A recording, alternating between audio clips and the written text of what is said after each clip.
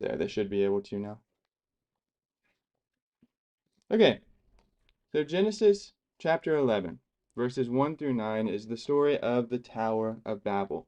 And man, I would love to spend just the whole time talking about this story. And if we have time later, we're going to go back and look at evidences of the Tower of Babel and the origin of language. But for now, we're going to just look in the text. So we are taken back in time from chapter 10, because remember, chapter 10 is a summary of a bunch of different nations. And so this is before the people were divided and had separate languages. Julie, would you read verse 1 of chapter 11? Now the whole earth had one language and one speech. So this is a huge contrast from what we have now, because as of today, there is recorded over 6,800 different languages. And so that came from one. How would that be possible? Why is that the case? What had to happen for the people to get so divided? And so that's the story of why this happened. Why did we go from one to 6,800 languages? And obviously, they didn't all come at once. It was through time, but there were many that happened in this very beginning. So, obviously, as the text says, everyone lived as one people in one place. And Martin, could you read verse 2? Chapter 11. Yes, please. It came about as they journeyed east that they found a plain in the land of Shinar and settled there. So everyone is gathered together in the plain of Shinar, which, if you don't know where that is, that would be again ancient Mesopotamia or modern Iraq would be where this area is. So what was the problem with this that we come to in verse 2, that they were all in one place? Why was this an issue? Well, what has God said to them twice so far? Once in Genesis chapter 1, and then again after the flood in Genesis chapter 9. Fill the earth. Yeah, be fruitful, multiply, and fill the earth. They're supposed to spread out. They're supposed to be going out and making the whole earth have settlements and people. And there are many reasons for that, but how are they going to fill the whole earth if they're all establishing themselves in one place? They're not. And the worst part about this that we're coming to is it wasn't an accident, that they just happened to think it was better to stay together. This was an intentional disobedience. Genesis 11 and verse 4 says, "And they said, 'Come, let us build ourselves a city and a tower whose top is in the heavens. Let us make a name for ourselves, lest we be scattered abroad over the face of the whole earth.'" They were doing this intentionally so that they would not be scattered abroad. And so immediately, this was an act of disobedience. But there were other problems that we're actually going to see in the text. But the way that they decided to keep themselves all there was to do what? Yeah, build what the text says is a mighty tower. And there's a lot of interesting facts about how they built that, but we'll continue on. And as we continue reading the text, it says that God sees what they're doing, and what does he say about it? He's not happy. Right. I mean, he's angry, first of all, that they're disobeying him. But then verse 7, he says that they needed to be divided and spread out, and how is he going to do that? Yeah, confuse their language. And basically, I love this picture. I used to watch a lot of TikTok, and one time a video came on where these people, they were building the Tower of Babel, and they were having a conversation, and a loud noise happened or whatever, and the man who was talking to his friend says, "Hey, can you pass me the hammer?" And the friend's over there, "Okay?" It's almost comical that it's just all at once. These people are working together, building, and then their languages are separated. But that's not exactly how it happened. There was a great storm and a huge disaster, and the people were scattered by that, but also they could not recognize each other's language anymore. And interestingly, when we look at the Babylonian ancient accounts of the great division of language, or the divider of tongues as it is called, the accounts all tell of a great storm that destroyed a mighty tower that brought confusion and language. Actually, more specifically, the accounts all talk about how they were used to building great towers, which is true in Babylon. With at the top, they would have little temples devoted to whatever god. And so another possible problem that would be with this great tower here is that it could also be a form of idolatry. Because anytime they built one of these towers, it had the temple at the top. And that's just from the historical evidence side of things. But it's very interesting to see this great disaster come in and separate the people of all the earth. And it is something that is accounted by different historians, not only the Bible, as something that divided the people. And so, why did God see the need to divide the people? Unity obviously isn't always bad, but it was the reason for their unity, which was one, to literally spite God and keep together, as the verse we have on the screen says, so that they wouldn't have to be scattered, but also the possibility of idolatry being introduced. What we know is that in this case, the unity was being used for evil. And the evidence of the time shows that this may only be about 100 years after the flood.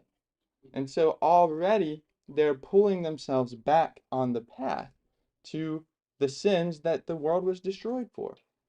And God wanted to put a stop to that right now. And the evidence for the dates, if you're wondering, it's in the genealogies. This is in the time of Peleg, so you can do the math on your own if you want to in the genealogies. But about 100 years after the flood is where we end up here. And so from now on, the people are scattered and start to fill out all of the earth according to verse 9. And the place was called the Tower of Babel.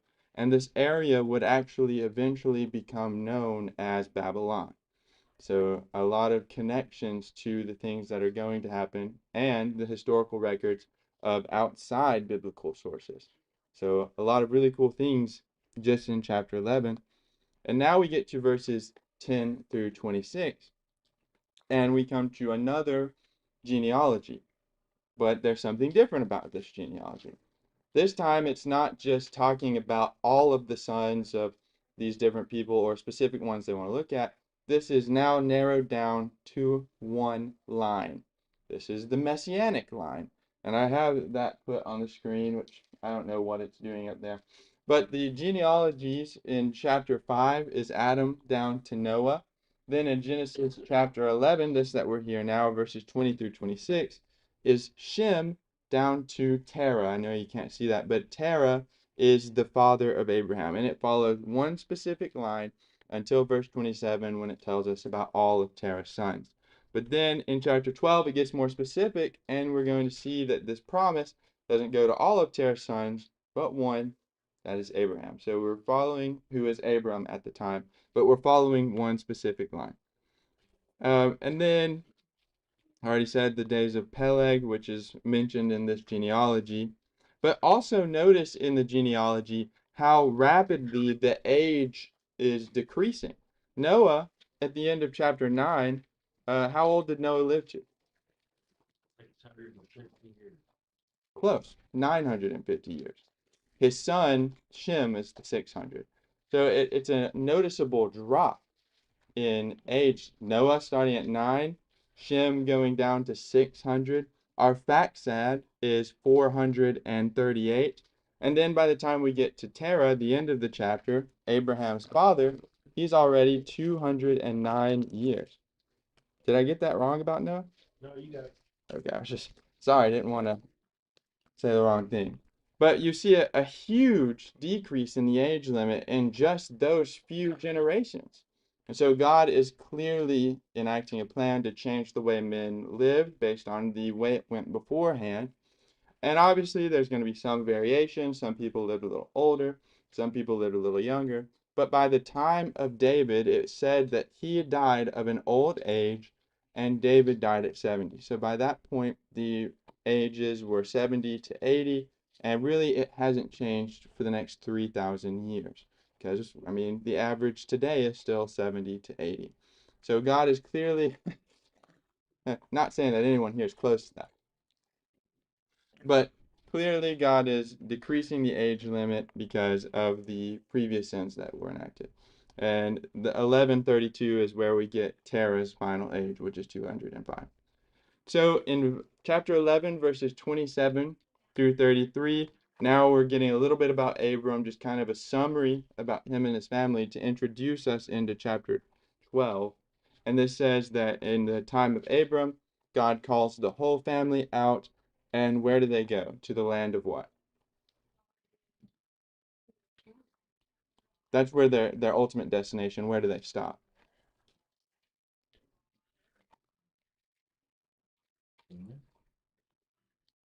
Oh, it's actually in chapter 12. They stopped in Haran. Sorry, I jumped the gun a little bit there. They're called out to Canaan, and they start heading that way. And this is again a summary, but we see in chapter 12 that actually they settled in Haran before they went on to Canaan, and God's going to have to call Abram again to do that. Any questions on chapter 11 before we look at chapter 12? I, maybe this is about the age, why people age. There was, I don't know what it is, but there was before the flood, the firmament or there's a layer of protection from the Mhm. sun, and that's where something I just remember reading, or it's like Yeah, I know what you're talking about, where the atmosphere changed after the flood. that's Yeah. the reason for the aging is that Mhm. we have more radiation from the sun and less protection because of that. Yeah, and there is a lot of evidence that the world did change in more ways than what we see because of, and that did affect the aging. But of course, we know that all is a part of what God did himself. But it is interesting, and that's something that I would recommend everyone looking into for themselves. But there's a lot of science to illustrate the flood and the changes it would have brought on the earth. Did anyone else have anything? All right, chapter 12. Verses 1 through 9, we get the story where Abram is called. And God goes to Abram in verse 1 and he tells him to do what? Go to a country I'm going to show you. Right, go to a place that I will show you. And we know in Hebrews chapter 8, let's just read that real quick. By faith, Abraham obeyed when he was called to go out to the place which he would receive as an inheritance. And he went out not knowing where he was going. So that adds a lot of interesting context to what we're reading. God comes down and he calls Abram and he says, let's go. You coming? And Abram doesn't get to ask where he's going, or at least we have no record of him asking. It tells us clearly that God didn't tell him where he was going. And so this was an act of great faith by Abraham. And this is even in Hebrews chapter 11. This is in the chapter of faith. And so, what I'd like to emphasize here, and what we're actually going to start seeing, is that sometimes we're not going to understand why God says we have to do something. We may not know what his end goal is. Abraham had no idea where he was going, and when he was asked why he would have to go. And yet, he did it. Jeremiah is another example of this kind of faith. We come to the story in Jeremiah chapter 32. Here he's in Israel, and they're about to be taken by Babylon. The end is cleared, the armies are surrendering, the fortress cities are being destroyed. God comes down to Jeremiah and he says, buy this plot of land. And Jeremiah says, I don't understand why in the world I'd be buying this plot of land, but I'm going to obey you. And he does it anyway. Because why would you buy land in a place that's about to be captured? There would be no reason. But God's reason was that eventually the people would return. Jeremiah's descendants would need an inheritance. And so you see, we may not understand what God wants from this that we're told to do all the time, but it is those of great faith who will obey him anyway, even when we don't understand. And there will be great reward for those who do. I mean, Jeremiah was taken care of. He's obviously in heaven with God now. And Abraham is going to receive a lot of blessings if he follows God blindly here. Well, not exactly blindly, but without knowing the end result. And so, also on top of not knowing where Abraham was or where Abram was going, he was told to leave what? Leave his family. And this is back in Genesis chapter 11. And this was another very big ask of Abram. Come with me to a place that you don't know where you're going and leave your family. Now, a few family members come with him. We know Lot and a couple of others come. And that begs the question, did Abraham obey God fully? Was he permitted to bring some people and not others? We don't really know. But Abraham left the majority of his family, and he did still follow God despite not knowing what the end result would be. And so he is commended for it in the end, and we can't really speculate as to the conditions of Lot going with him and such. But as we said, God isn't asking him to leave for no reason. I think we can all agree that God is never going to tell any of us to do something for no reason. And so he adds some things that would give Abram some confidence in these next few verses. There are 6 different promises that he's given. The first 3 are ones that, well, not in order, but we're going to look at the 3 that affect Abraham while he's still living first. And that would be that he was told that he would be blessed by God in verse 2. It says, I will bless you, in the second part of verse 2. And then it says that I will make your name great, and then you will be a blessing. And I will bless those who bless you and curse those who curse you. So these are 3 promises that are going to affect Abram right now. We already know that the first one is going to be fulfilled as soon as the next chapter because he is a very wealthy man by the time we come to chapter 13. The second one, his name will be great. Well, he's already respected and known in his time, but he's actually the 7th most mentioned person in the entire Bible. In my Bible, the first one says, I'll make thee a great nation. Yeah, that is the first one in my Bible. I'm looking at the ones that affect him immediately, and then we'll look at the ones that affect him later on. And so these are the 3 that he has promised that are starting to affect him right now. The blessing, which is his wealth, his name great, he's already respected, and then he will become even greater. But then also number 3, and this one's very interesting, he will be a conduit of blessing and cursing. One, he can bless others. God said he's going to bless those, or that he shall be a blessing. But if anyone blesses Abraham, they will be blessed. And if anyone curses Abraham, they will be cursed. And this is actually something that we're going to see in action as soon as the next chapter, because his nephew Lot, in simply being associated with him, is also going to accumulate a great amount of wealth. Those people who are helpful to Abram are going to get a lot of wealth. And those who oppose him, and this extends to his children, are going to, you'll see. But this is something that is quite literal. Those who are with him, helpful to him, will be blessed along with him, as opposed to those who are against him. And so these are 3 blessings that God gives to Abraham immediately. But as was mentioned by Connie, there are 3 other blessings that are mentioned that don't affect him right now.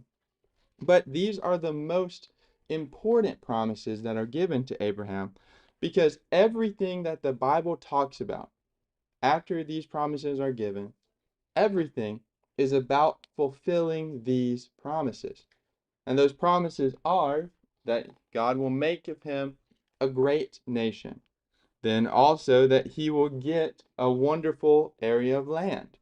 And finally, the top of the top, all the nations of the earth will be blessed through his seed. So we'll spend just a few minutes going through these promises, but if we have these in the back of our mind as we go throughout the Old Testament, we're going to see, okay, well, this is how God is actually working to fulfill this promise, and how it all builds it together. And it's established on these 3 promises, which of course started in Genesis 3:15 when God promised Christ.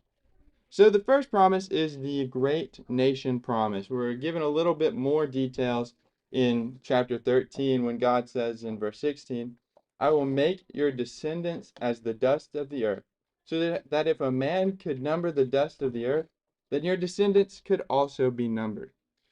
And the fulfillment of this promise is not just when Israel becomes a great and mighty nation, which we know happens very soon, as they're going to grow faster than any people. They'll grow so fast that when the Egyptians who had them in their land see their growth, they had great fear of them. And at that time, they were just slaves, And Egypt was the greatest nation of all in the world right then. But yet they saw the speed of growth of this Hebrew nation and they were fearful. So it is going to be fulfilled literally, physically, in the nation of Israel when they start growing into a great nation. But we're told in the New Testament that it was a double fulfillment, not only when the physical Israel becomes a great nation, but it is also when all of those who are children of faith join the nation and kingdom of God. That is a part of this fulfillment because it's a part of the same seed we're going to talk about. Look at Romans chapter 2 and verse 28. Maybe this will clear things up a little bit.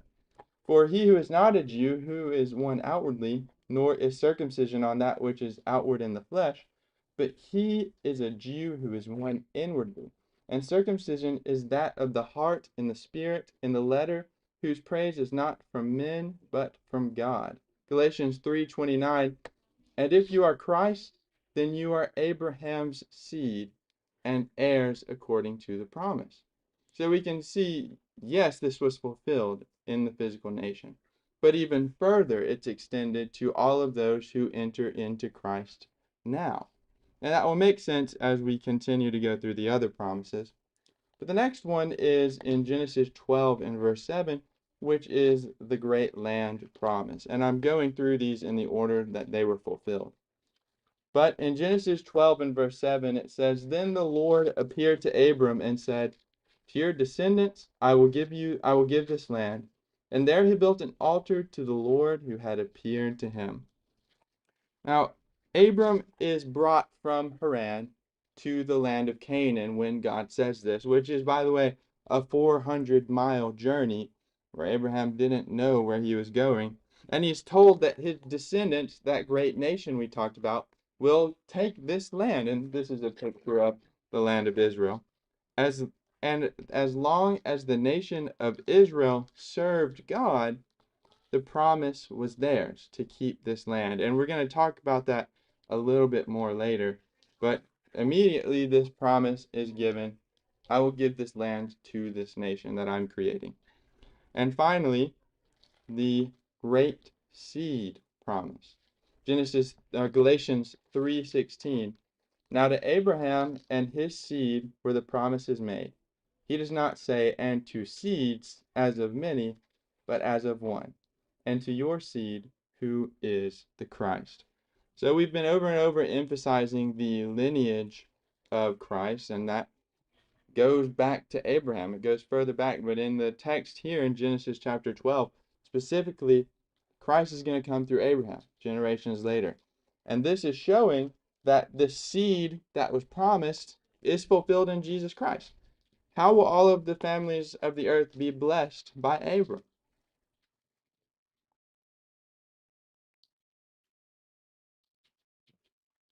Well, Jesus comes through him.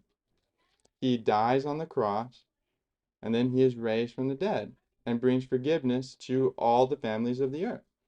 And so it is literally fulfilled in everything that Christ does.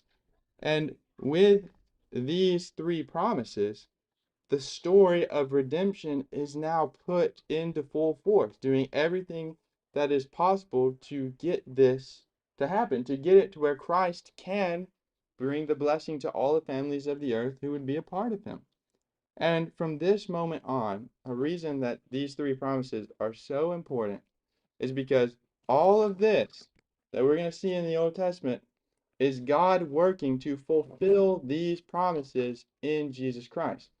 And there are many more things that he did that are not written that we know he was working to fulfill these three promises. Before we move on to the next few verses in chapter 12, are there any questions about that? Okay. Then the next section in Genesis 12 is verses 10 through 20. And this is a sad and disappointing story. Abram goes down to Egypt to stay a while. What was the problem that made him go there? And the text even says it was a severe famine. I mean, people were starving all over. And so in verse 10, Sarah, Abram's wife, we know she was gorgeous. even in this older age, they were in their 70s at this point. Even then, she was considered gorgeous. And Abram knew that, and he was scared by that because he thought that if he came into this land with this gorgeous wife, that someone richer and more powerful than him would kill him to take her. And so what does he do? Does anyone remember? Lied. Yeah. Sort of lied. Yeah. Yeah, he sort of lied. He said to tell them that she was his sister, which we know he was they were half related. But still, it was a lie in the fact that he didn't want them to know that they were married at all. So just tell them you're my sister. And so what happens? Pharaoh sees this gorgeous woman and he wants her. So he gives Abram this big gift of gold and livestock and whatever to take her. And so he intends to marry her.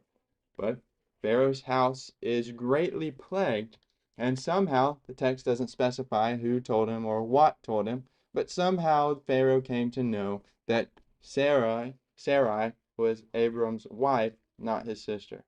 And so he angrily sends them out, tells them to take what you have and get away from here, and they leave.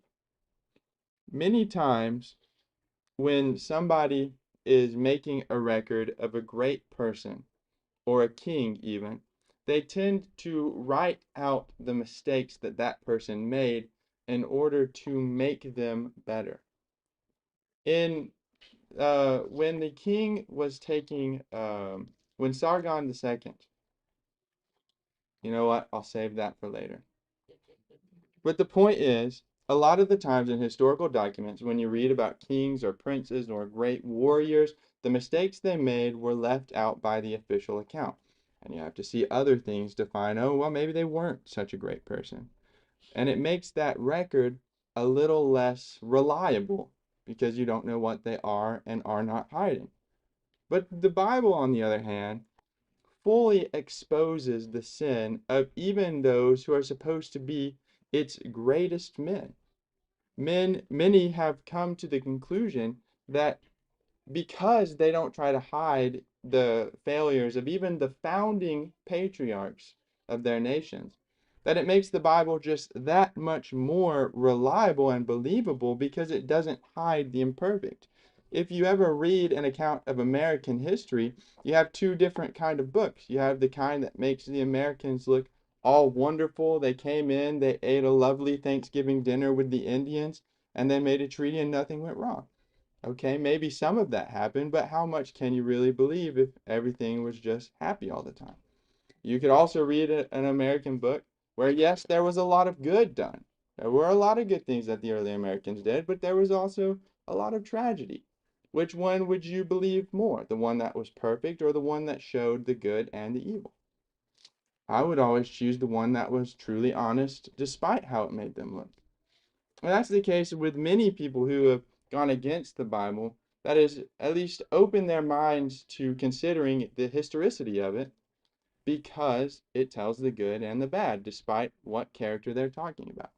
And this is one of those stories that is really sad, but it also shows that even the best of men make mistakes and they sin. And everyone, including Abraham, Isaac, Jacob, all of the great men in the Bible needed God's grace just as much as each one of us. And so there's a lot of importance, even though it's sad to read about these kinds of stories, there's a lot of importance in it, in the truth of the Bible, as well as how everyone needs the same amount of grace. And we're going to see a lot of God's chosen people make terrible mistakes, but what defines them as the great followers of God versus those who fell away is how they respond when they make their mistakes. We know Abraham is going to do a lot for God. He's going to turn this around. He's going to make mistakes, but ultimately he's considered a great man of faith. Why? Because he turned back to God. Think about David later on. He makes a great mistake, one that affected a lot of people, but yet he was still defined in the books of Kings and Chronicles as a holy, God-following king that other good kings were compared to. Why? Because when he made his mistakes, he turned back to God. He didn't give up. He didn't stay in sin. He repented and made things right. So these stories are hurtful, they are sad, but they're also helpful in the way that we can see how they ended up and how we can end up if when we make our mistakes, we take the same path.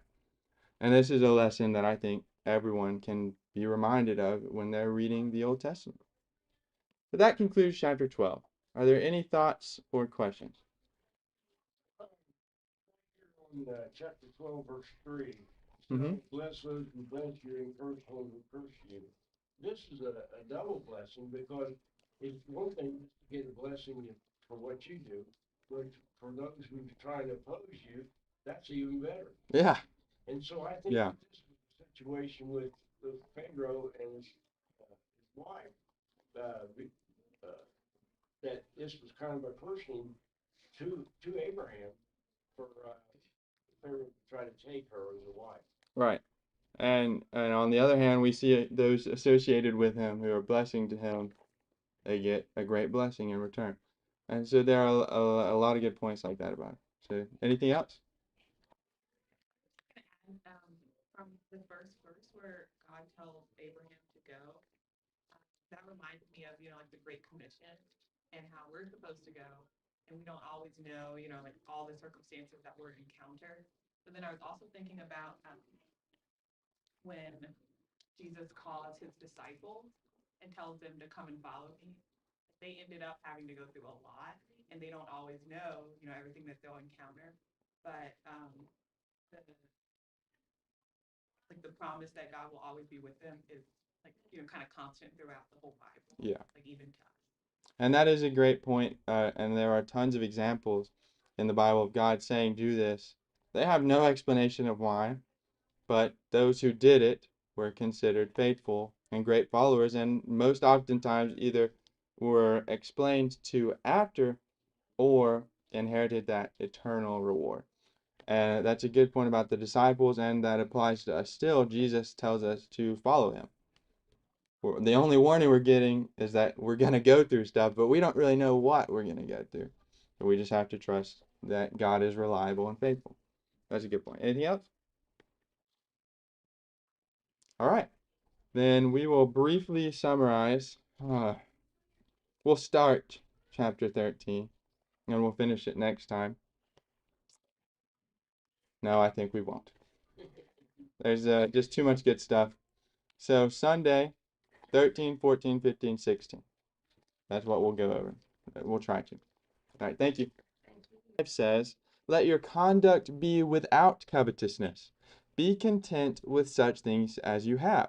Why? Well, the verse continues, for he himself has said, I will never leave you nor forsake you. When I was 8 years old, it was Christmas morning, and my gift was an iPod Touch. If you don't know what that is, it's essentially an iPhone without a front-facing camera, and it couldn't connect to cellular data. But what it could do was text other Apple devices, it could watch videos, and it could play Minecraft, which was all I really cared about at the time.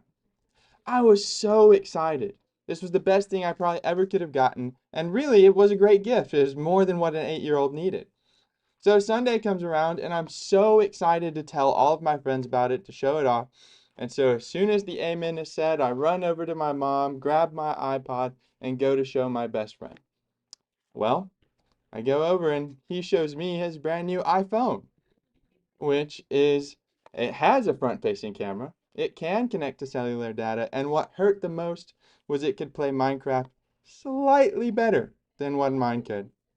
I was a little devastated, I won't lie. It was a great gift, but I started comparing what I had to what he had, and it came to the point where I wanted an iPhone now so much that it really ruined the joy in the gift that I had already gotten, which again was a great gift.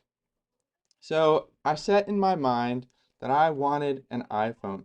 And for years I was thinking, man, I could really use an iPhone. And finally, one day, years later, I got an iPhone. Oh boy, the whole thing's going over again. I'm so excited to bring my iPhone and show all my friends. Get to church. My best friend got an Xbox for Christmas. I'm like, that was an option? And so the whole time, the cycle continues. The thing is, when we find ourselves being discontent with what we have, it ruins our joy. We become materialistic and we will never be able to satisfy ourselves. It means that even if you do get the iPhone or whatever it is that you want, it'll only satisfy you for a little bit because eventually, maybe even immediately, you'll already be onto the next big thing. But contentment, on the other hand, means, literally the dictionary says, quote, to be satisfied with or to find pleasure in what you already have. But the Bible takes that even further. Yes, it's to be satisfied with what you already have, but it's because you know God is going to take care of what you don't have. And we can find satisfaction in that. Discontentment has unfortunately plagued the people of God for all of their existence from the very beginning. Think of the story of Adam and Eve that we looked over a few months ago. Or a few weeks ago. But one of the problems was that Eve was discontent with the knowledge that she had. She saw that this could give her more, to bring her equal with God, and she ate of the fruit. And now we have the results that we have, that we looked over. But later on, we're going to get to this in a few weeks. In the book of Exodus, God brings the people of Israel out of slavery and is marching them towards the promised land, towards that freedom that they've heard of since they were born.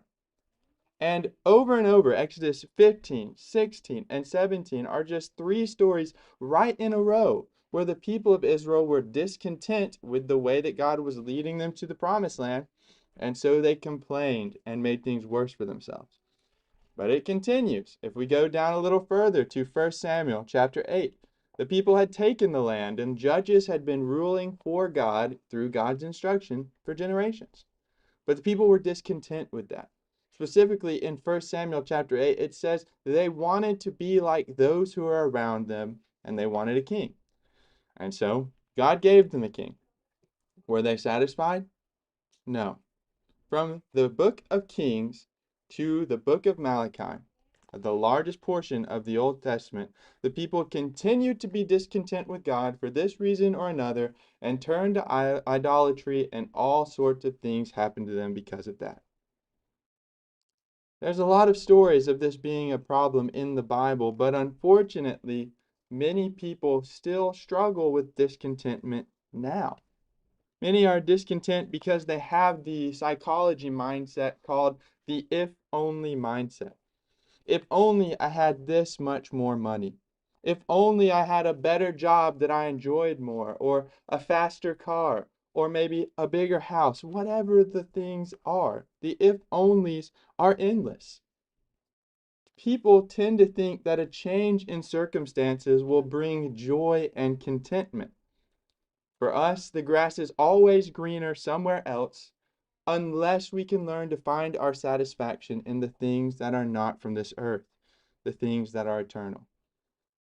We cannot be satisfied if we cannot find contentment in God and let Him take care of the rest. But the question is, how can we do that? If you want to turn to Matthew chapter 6, we'll read a few verses from there.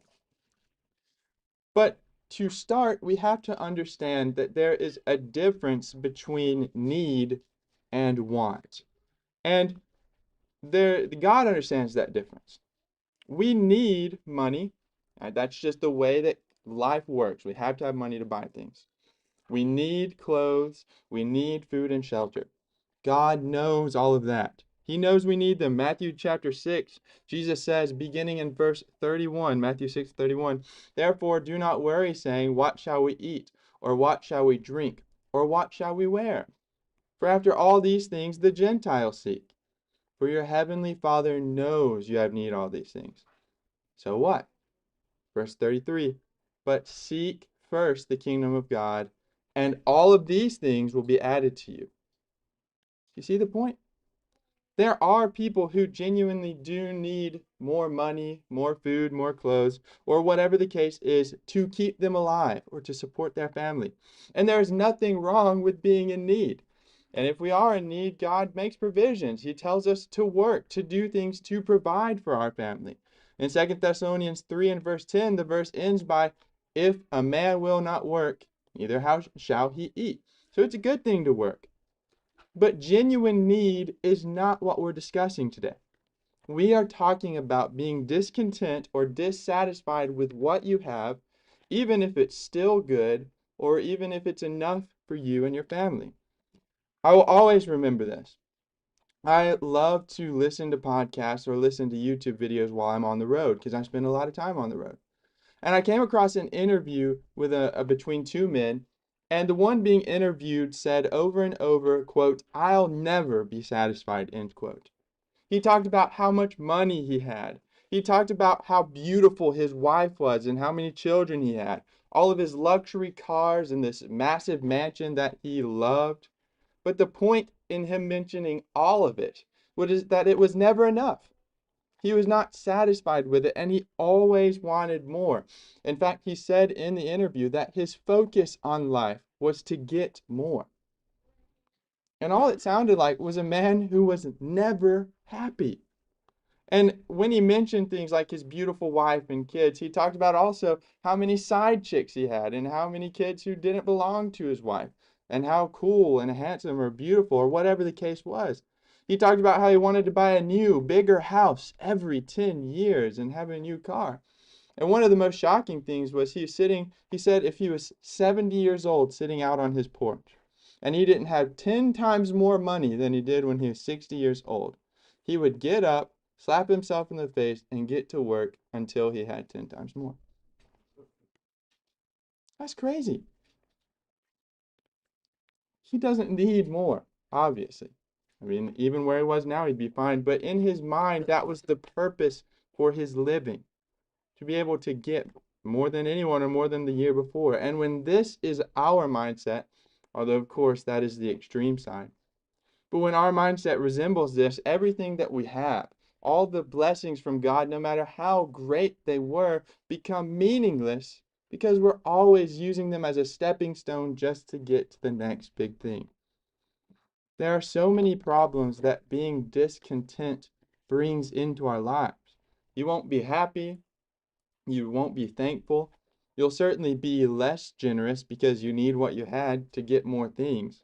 But ultimately, discontentment is distrust in God and his ability to care for us. We know discontentment is wrong, and it's very different from being in need.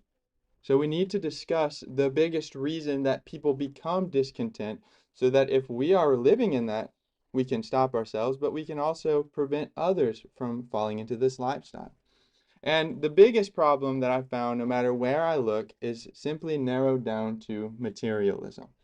Turn with me to Luke chapter 12. Luke chapter 12, and we're going to be reading from here in just a few minutes. Luke chapter 12.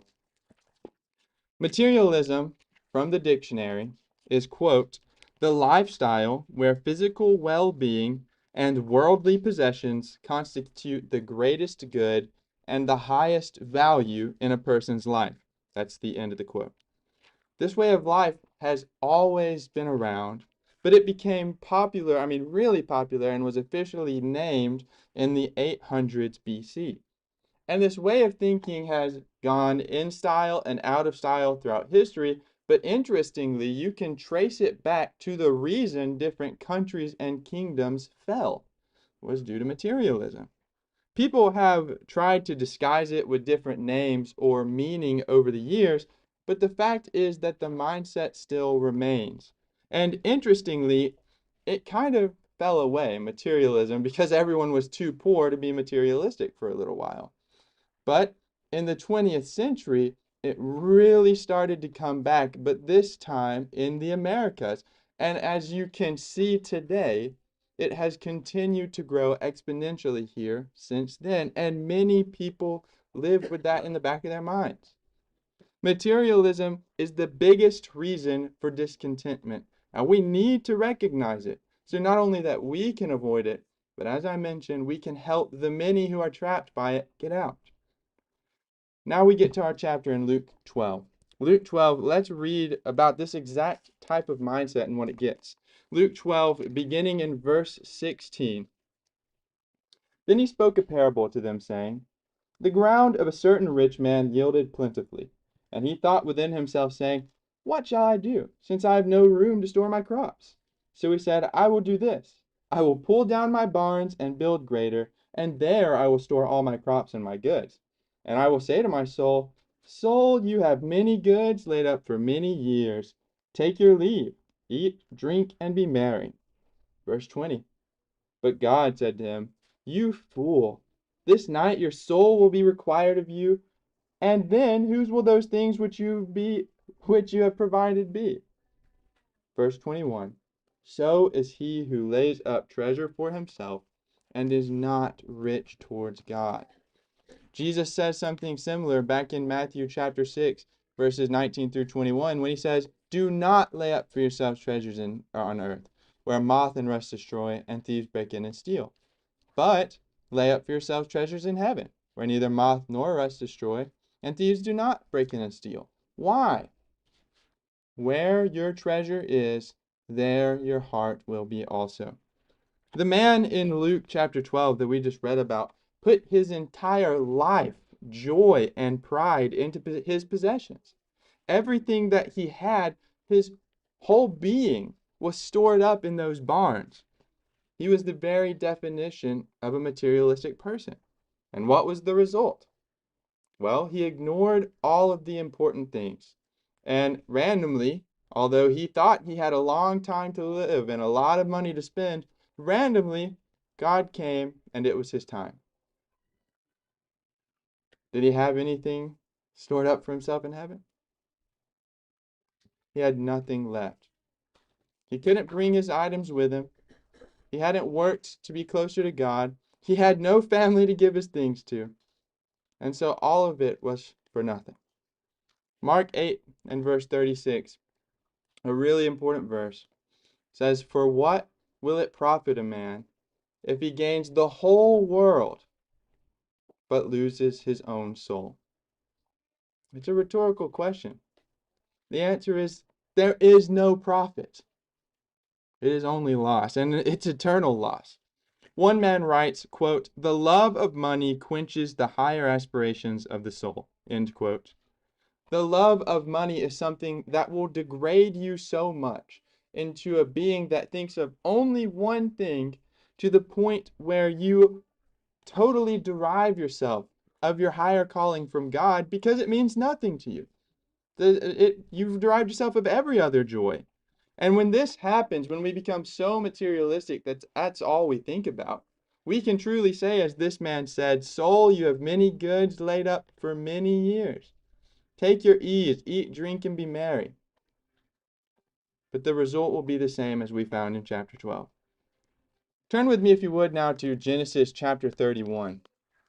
Genesis chapter 31. This is a very interesting story. It's the story of Jacob and Laban working out the way that Jacob will be paid for his work for Laban.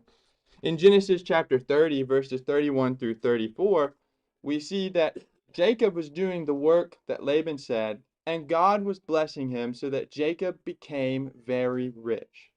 But what is really interesting about the text in chapter 30 is because Jacob was being so blessed by God, Laban was actually also getting richer just because Jacob was working for him. But Laban saw that Jacob's money and his flocks were growing way more than his, and he was discontent with his own. And so he tried to trick Jacob over and over so that he would get the better end of the deal. And that brings us to chapter 31, beginning in verse 6. Chapter 31, verse 6. And you know, this is Jacob speaking, that with all my might I have served your father, yet your father has deceived me, and he has changed my wages 10 times. But God did not allow him to hurt me. If he had said thus, the speckled shall be your wages, then all the flocks bore speckled. And if he said thus, the streaked shall be your wages, then all the flock bore streaked. Verse 9. So God has taken away the livestock of your father and given them to me. Jacob only did what was asked. He followed the Lord, obeyed Laban, and they both could have been wealthy.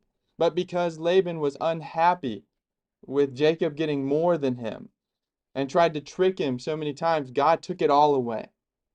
And Laban ended up poor with nothing and all of his family wanting to leave him, as we continue to read in the book of Genesis. All because he was discontent. Turn again back with me to Matthew chapter 19.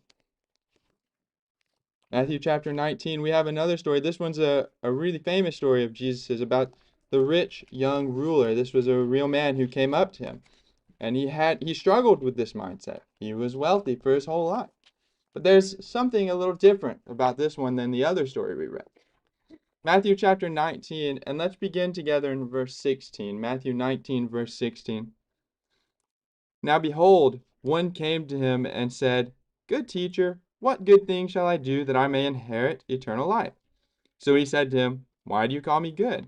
No one is good but one, that is God. But if you want to enter into life, keep the commandments. He said to him, Which ones? Jesus said, You shall not murder, you shall not commit adultery, you shall not steal, you shall not bear false witness, honor your father and mother, and you shall love your neighbor as yourself. The young man said to him, All these things I have kept from my youth. What do I still lack? Jesus said to him, if you want to be complete, go sell what you have and give to the poor, and you will have treasure in heaven, and come follow me. Verse 22, But when the young man heard that saying, he went away sorrowful, for he had great possessions. The interesting thing about this young man is that he had been living according to the law. He was doing what was right, but his heart was in his earthly possessions, and he put them over God. He was materialistic, and because of that, he lost his eternal salvation. It's not that being wealthy is wrong. Abram became wealthy as a part of doing what God said. But it's when we get to this point where our things are more important than the God. We may be doing all the things right, but if our heart is on the earth, it won't matter because we've already lost. Turn with me to 1 Timothy chapter 6. If you're ever going to talk about contentment, 1 Timothy 6 is the place to go. And we're going to read this whole section, but for now I'd like to read verses 9 and 10. 1 Timothy 6, verse 9 and 10. But those who desire to be rich fall into temptation and a snare, and into many foolish and harmful lusts, which drown men in destruction and perdition. Verse 10. For the love of money is a root of all kinds of evil, for which some have strayed from the faith in their greediness, and pierced themselves with many sorrows. The desire to make yourself rich and to constantly have more is called a foolish desire. It is one that is able to distract you from everything that is important in life, and you will never be content if your heart is set on physical possessions. I think of the movie It's a Wonderful Life. There were two main characters. The good side, I can't remember his name. You know, he was deaf in one ear, and Mr. Potter, the bad guy. What was different about the two is I think his name was George, did not care about money. He had opportunities his whole life to go and make money, to invest in plastic, to leave this town, but what he cared about was doing good for the town. And so he stayed. He gave up many things. He lost a lot of money in order to do good. And on the other hand of things, you had Mr. Potter. And what he cared about was making his money. And so he bought things up. He tricked people. He did dirty things behind their backs to make sure that other people would fail. And at the end of the movie, there were two very different stories. Mr. Potter was over there alone, with the only person around him being someone he has to pay to move his wheelchair, who doesn't like him. And George, who spent his life helping others, although he was poor, at the end of the movie was called the richest man in town because he wasn't rich in money, but he was rich in his family, in the love that he shared with the community, and in doing what is right. And those are the two paths that we can choose from. And there are two very distinct endings when we go on those paths. And it is materialism, the love of money and physical things that will cause, as Paul says in 1 Timothy, so many to fall away, even those who were already a part of the faith. And it may be what is holding some of us back today. The love of money is a root of all kinds of evil. So let's work on being content. Happiness depends more on your inward state than your outward possessions. One man writes, "The secret of happiness is in limiting our desires instead of increasing our substance." End quote. The verse that we started with, Hebrews 13 and verse 5, says to be content with such things as you have. When we actually take a moment and look at everything, really consider how few our real needs are, we will be able to cultivate contentment. In the verses in front of us, verse 8, it says, "And having food and clothing, with these things we shall be content." How many of you came here starving this morning because you couldn't afford any food? No one. How many of you, raise your hand, came here in underwear because you didn't have any clothes and you're freezing at home? Maybe don't raise your hand, actually. But I don't think anyone. And guess what? If there was a member of the church who needed something, God provided a way through all of us to help us get it. Our needs are covered. God provides for us. In Philippians chapter 4, Paul tells us the secret of how he is content no matter what he goes through. And this is coming from a man who's gone through shipwreck, who's been starving, who's been beaten, who's been taken to jails. And yet he says in Philippians 4, he is able to be content in all things. How? Philippians 4 verse 13. "I can do all things through Christ who strengthens me."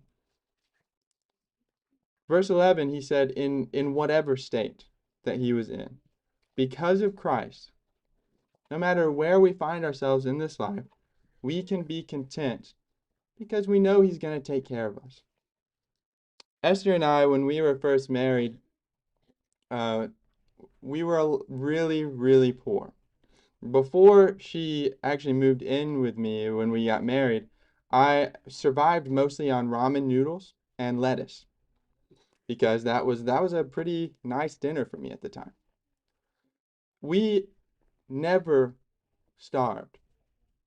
We were never out in the streets. We were never without clothing because we didn't have a lot of money, but the people of God and God himself provided for us because we trusted in him. We committed our lives to doing his work, and so we weren't in the same situation as Paul by any means. But even when we had no money, we never had nothing because we had God. And that's something that can apply to all of us. But one of the things that helps people be content is the realization that no matter how hard we try to accumulate things on the earth, we cannot bring it with us when we die. Let's read 1 Timothy 6, beginning in verse 6. "Now godliness with contentment is great gain, for we brought nothing into this world, and it is certain we can carry nothing out." What use is all of this fuss to get as much as we can when it's all going to be gone anyway? So let me really try to encourage you to find contentment in the things that are above, the things that are eternal, such as God himself, heaven where we'll get to be with God, the great love that he has for each one of us, and being with him eternally. With these at the center of our lives, no matter what position we find ourselves in, wealthy or poor, hungry or full, whatever it is, we can be happy and content in Jesus Christ. So my encouragement for this week is to work on evaluating yourselves now and seeing what your priorities are. If you had to Would you be able to give up all you had for Jesus Christ? And if the answer is no, if you aren't willing to walk away from your home, from all that you had for God, maybe we need to do some reevaluation. Definitely, we need to do some reevaluation. And this is something that I think about all the time. If I had to, would I leave without bringing anything? Except my beautiful wife, of course. And sometimes that answer is hard. I like my things. I think people can agree we like the things we have. But when it comes down to it, we have to make the decision, can I give it up if it ever came down to it? And I'd love to help anybody at any time with this, if anyone needs some help.